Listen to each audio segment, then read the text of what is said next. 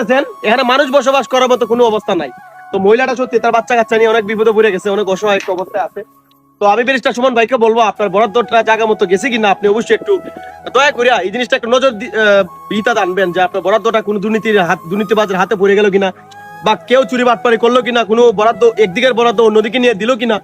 আমি ব্যারিস্টার সুমন ভাইকে বলবো আপনি এই বিষয়ে একটু তদারকি করবেন। তো আসলে এই মহিলাটার বরাদ্দ আসবে আসবে করে কিন্তু এখনো বরাদ্দটা আসে নাই।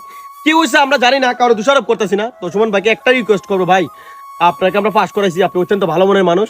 আপনি তো গত 10 বছরের যে এমপিরা যা করে নাই, মন্ত্রীরা যা করতে পারে না, আপনি গত 2 মাসে তার একটা নজর দেখাই দিছেন যে আপনি কতটা পারেন বা আপনার কলিজা কত বড়।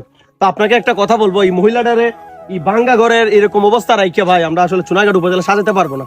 আমরা অবশ্যই এই মহিলারা একটা ঘর বানাই দিতেই, বা আপনি তো বলছেনই বরাদ্দ দেওয়ার জন্য। তো আমি আজকের এই ভিডিওর মাধ্যমে আমি চুনাঘাটের সবাইকে এটা দেখাইতে চাই, আর ব্যারিস্টার সুমন ভাইকে